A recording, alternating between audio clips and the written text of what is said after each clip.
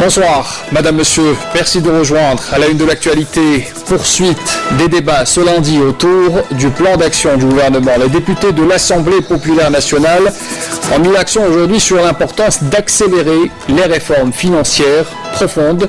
Les détails dans un instant. La phase finale de la destruction publique du stock de mines antipersonnelles a eu lieu aujourd'hui au polygone central de l'Air, à Hassi Bahbaha, dans la wilaya de Djelfa, en présence du chef d'état-major de l'armée nationale populaire. Les journées d'information sur la formation professionnelle sont organisées en ce moment dans les différents centres du pays en prévision de la prochaine rentrée le 24 de ce mois. Un reportage à suivre dans ce journal. Et puis, à découvrir aussi cette idée à Tamanrasset, la formation qui se fait dans un bus itinérant pour les citoyens habitant les régions enclavées dans le Grand Sud. Une excellente initiative pour ces personnes qui sont pour la plupart des femmes. Bienvenue à tous. Avant de développer ces titres, d'abord, le président de la République, Abdelaziz Bouteflika, adresse un message de félicitations à la présidente de la République du Chili, Michelle Bachelet, à l'occasion de la célébration du 207e anniversaire de l'indépendance de son pays, dans lequel le président Bouteflika réitère sa disponibilité à œuvrer à la consolidation des relations d'amitié et de solidarité qui lient les deux pays. Poursuite donc des débats ce lundi autour du plan d'action du gouvernement au niveau de la PN. Aujourd'hui, deux mesures phares contenues dans ce plan du gouvernement ont été débattues par les députés. La décentralisation d'abord de la décision de l'investissement au niveau des Wali et puis la poursuite de la mise à niveau des entreprises publiques. Abdelmajid Bankassi était présent ce matin. Parmi les mesures à retenir dans le plan du gouvernement présenté hier devant les députés par le Premier ministre, il y a lieu de mettre la lumière sur la décentralisation de la décision de l'investissement économique au niveau des wilayas, avec bien sûr la décision d'agir sur le cadre réglementaire pour l'améliorer. Pour les parlementaires, cette vision, qui n'est pas nouvelle, reste toujours d'actualité. Concernant les projets qui ont un caractère, disons, régional ou local, que le Wali décide sur ça, c'est bien. D'autant plus que vous avez bien entendu, monsieur le Premier ministre, il a dit qu'on va mettre les Wali en concurrence. C'est-à-dire chaque Wali va devenir en quelque sorte un Wali économique, un grand chef d'entreprise, un manager d'entreprise. C'est-à-dire qu'on doit booster l'investissement de façon telle que chaque wilaya peut prendre la part qui lui revient en matière de développement économique. On parle rapprochement de l'administration vers le citoyen, c'est l'équivalent de faire le caractère économique. C'est même la décision administrative, il faut centraliser la décision. On est en 2017, donc il faut s'adhérer à l'ordre mondial. Donc je pense pour la bonne gouvernance, on est dans l'obligation de décentraliser la décision. C'est une logique. Il restera bien sûr les investissements majeurs et le partenariat avec les étrangers. Cela, ils dépendront toujours d'une décision centralisée et surtout du Conseil national de l'investissement.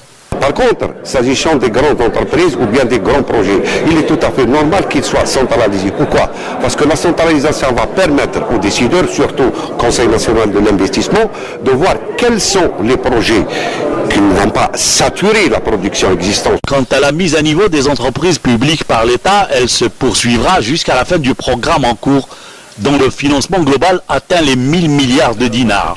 Et en parallèle, l'État continuera son effort en direction des entreprises privées pour rejoindre le programme. Condition qu'on ne mette pas à la tête des SGP des gens qui sont défaillants déjà dans le passé et qui sont incapables de développer et de laisser les entreprises publiques de se développer. Il faut qu'on mette des gens à la tête des SGP et des responsables de direction générale qui ont une volonté de le faire. Parce que ce sont les hommes qui font l'entreprise. C'est un engagement du gouvernement. Le reste à réaliser ou à mettre toutes ces propositions sur le terrain. On ne peut pas gérer l'économie avec une mentalité administrative. Il faut un manager spécialisé dans le domaine. Je pense que l'investissement dans les ressources humaines et trouver les gens compétents avec un savoir-faire. On n'est pas en cas de cessation de paiement, non. L'Algérie est encore forte sur le plan économique. Il y a encore des réserves de change, il y a encore une plateforme économique puissante. Donc la mise à niveau de certaines entreprises, c'est de renforcer le réseau économique public en Algérie.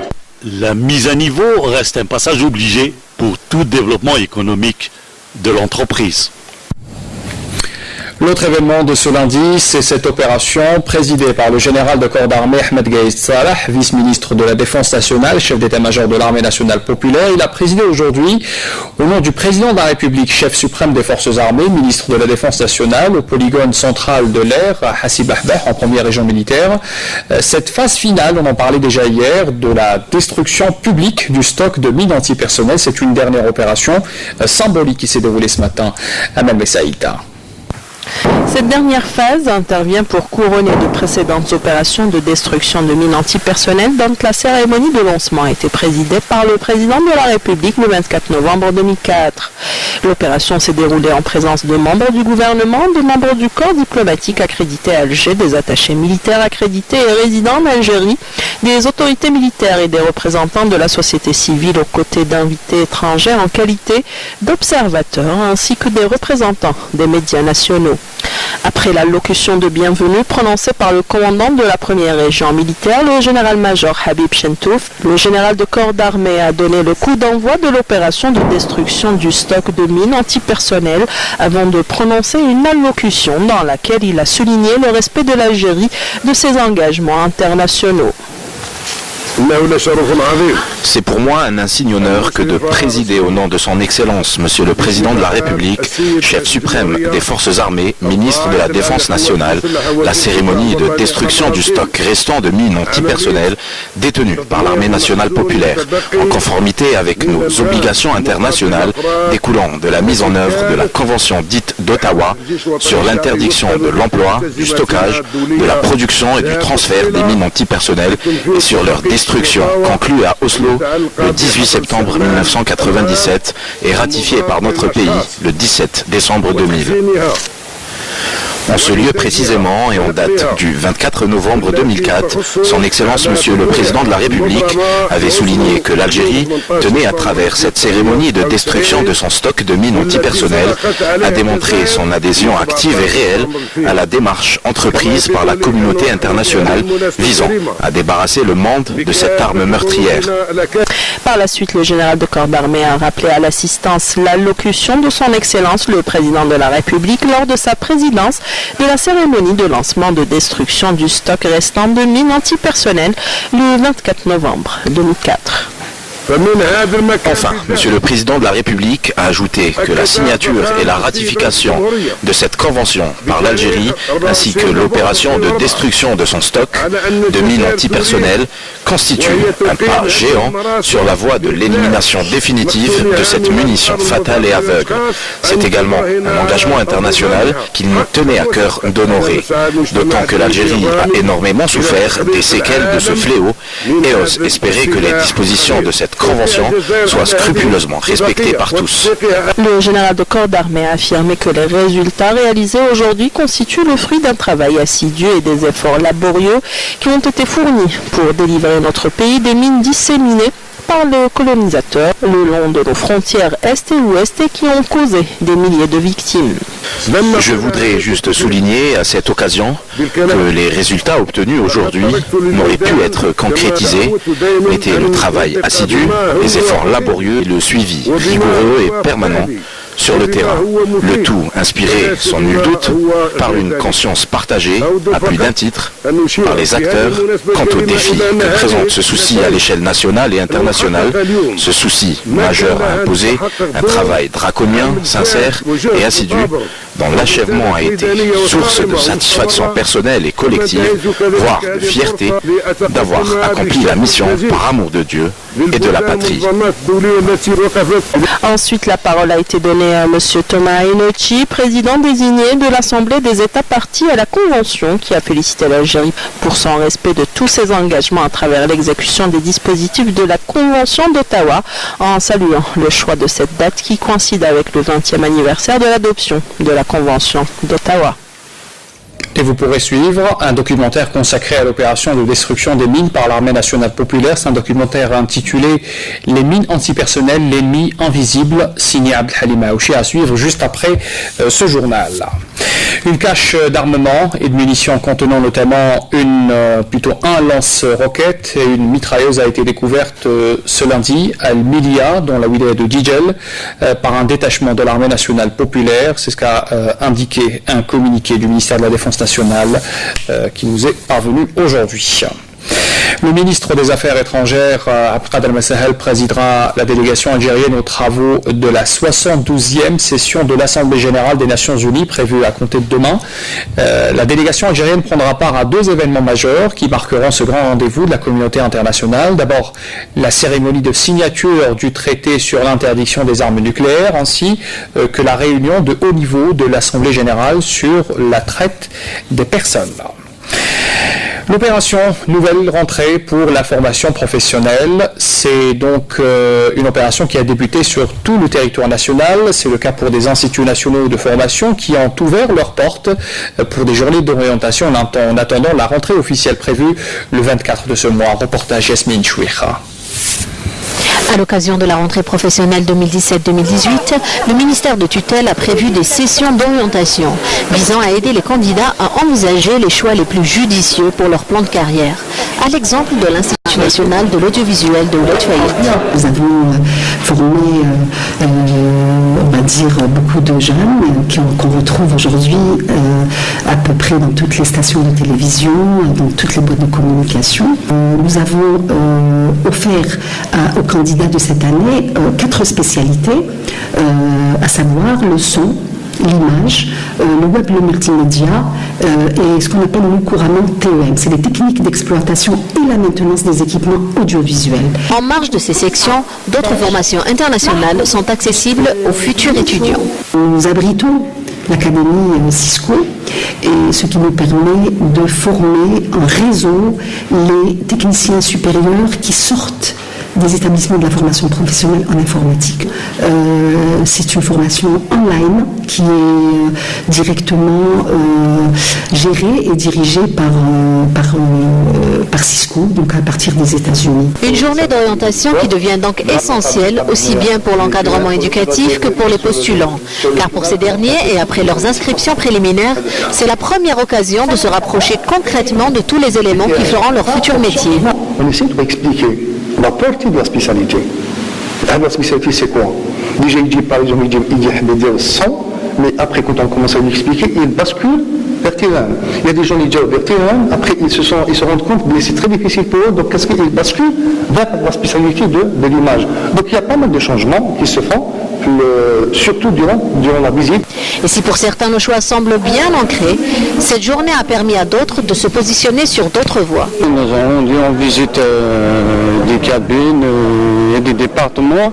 Quand j'ai vu les départements de son, donc il y a beaucoup de matériel, en plus les profs, ils sont dans le domaine. J'ai choisi de rester dans ce domaine. En premier, j'ai choisi la spécialité d'image. Après, il y a quand même venu avec les profs et les chefs d'atelier, les matériels. J'ai vu que le son, c'est la meilleure spécialité et bon domaine. Face à la forte demande et la restriction des places, le ministère de la formation professionnelle a prévu très prochainement l'ouverture d'autres centres du même genre à travers tout le territoire national. Une expérience a déjà été entamée dans la wilaya d'Oran. On reste avec la formation professionnelle pour vous parler de ces nouvelles spécialités qui seront introduites au titre de la prochaine rentrée, donc de ce mois de septembre, dans la wilaya de Mila par exemple, dans le traitement des eaux et qui attire de nombreux jeunes de cette région. Amal Silidela. Le traitement des eaux, une spécialité qui s'adapte aux exigences du marché de l'emploi, mais aussi aux spécificités de la wilaya de Mila, qui abrite l'Institut national de formation en traitement de l'eau. D'ailleurs, les jeunes de la région accordent de plus en plus d'importance à ce secteur prometteur. J'ai eu mon bac cette année et j'ai choisi de suivre une formation professionnelle spécialité traitement des eaux. J'ai choisi cette spécialité car j'ai déjà une idée de la formation et des appareils que nous aurons à utiliser. Cela me paraît intéressant. J'apprends beaucoup de choses dans cet institut, de nouvelles techniques que je ne connaissais pas auparavant et la manière de traiter les eaux. Des portes ouvertes sur les différentes filières proposées ont lieu au niveau de l'Institut pour permettre aux futurs stagiaires de choisir la formation qui leur convient, mais surtout qui s'adapte au marché de l'emploi.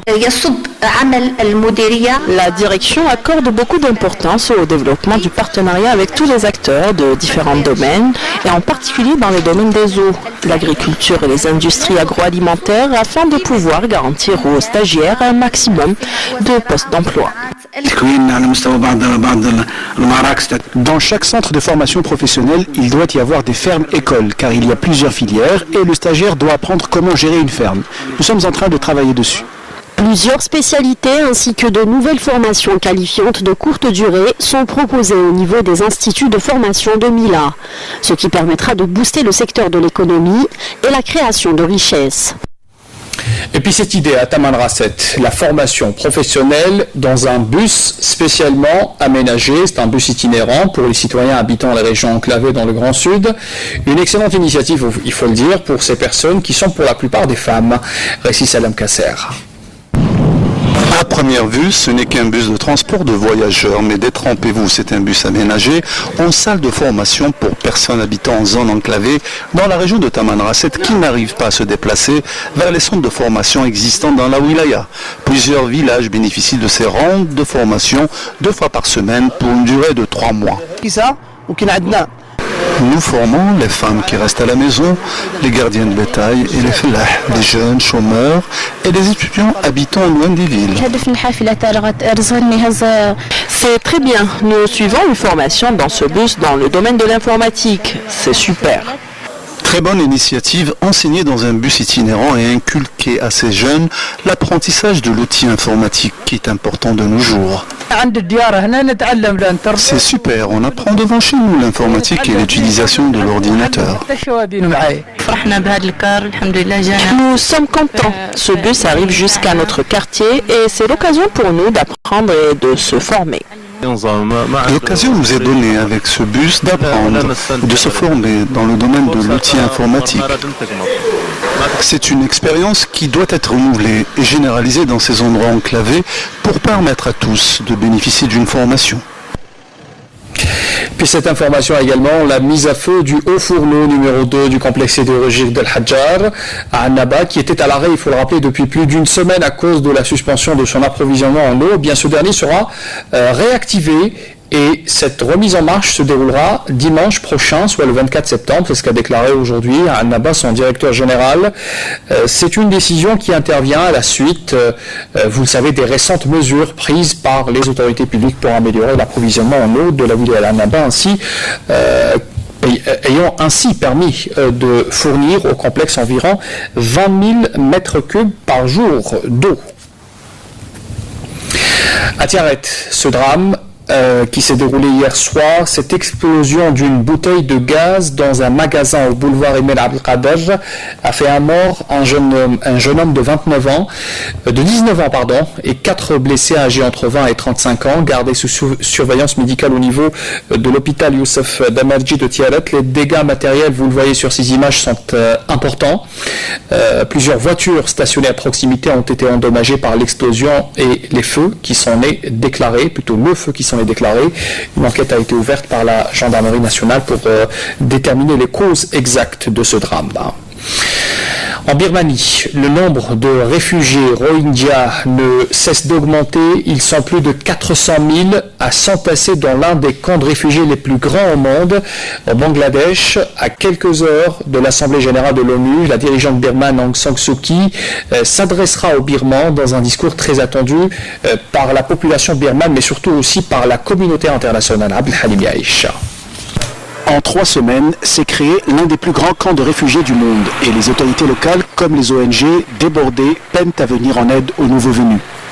Quelques 412 000 réfugiés sont depuis arrivés au Bangladesh, selon le Haut Commissariat aux réfugiés, et parmi eux, 70 000 femmes enceintes ayant récemment accouché.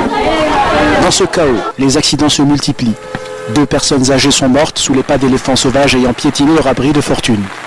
Complètement démunis, affamés après des jours de marche sous la pluie, d'immenses foules se massent chaque jour pour tenter d'attraper au vol des habits ou de la nourriture lancés lors de distributions improvisées.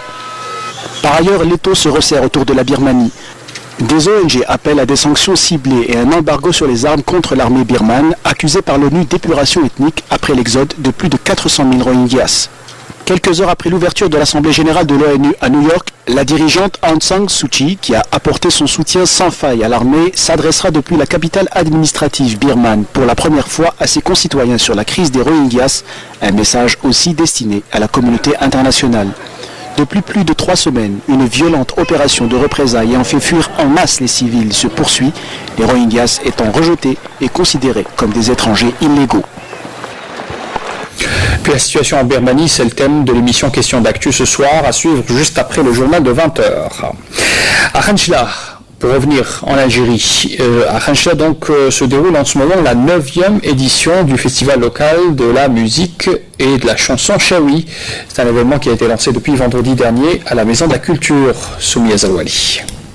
La ville de Khanchla vit au rythme et son de la musique et de la chanson Chaoui à la faveur du 9e festival culturel local de la chanson et de la musique Chaoui.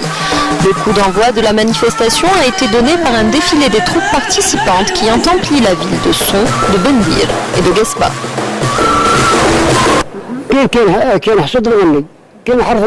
La chanson Chaoui me passionne beaucoup.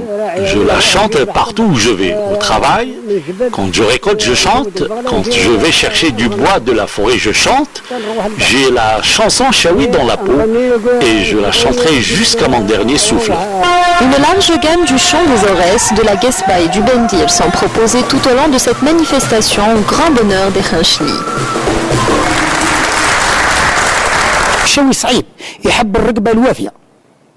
La chanson Chaoui est très difficile à interpréter. Pour le faire, il faut avoir une grande capacité vocale.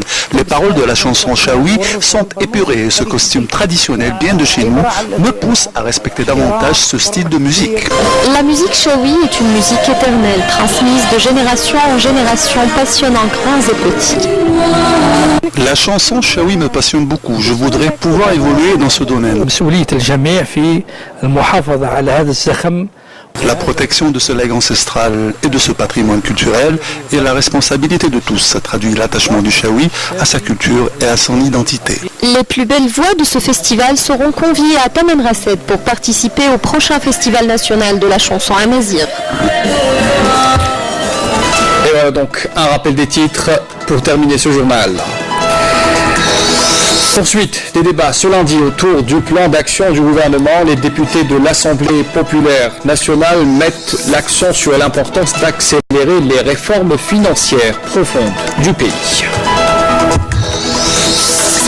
La phase finale de la destruction publique du stock de mines antipersonnelles a eu lieu aujourd'hui au polygone central de l'Air à Hassi Bahbah en présence du chef d'état-major de l'armée nationale populaire. Les journées d'information sur la formation professionnelle sont organisées dans les différents centres du pays en prévision de la prochaine rentrée le 24 de ce mois. Et puis nous avons aussi découvert cette idée à Taman Rasset où la formation se fait dans un bus itinérant spécialement aménagé pour les citoyens habitant les régions enclavées dans le Grand Sud. Et puis c'est une excellente initiative pour ces personnes qui sont pour la plupart des femmes. Fin de ce journal, merci de l'avoir suivi. Très bonne soirée à tous. Pour l'information retrouvée demain, Amina Zahou, je vous donne rendez-vous à 19h. Au revoir.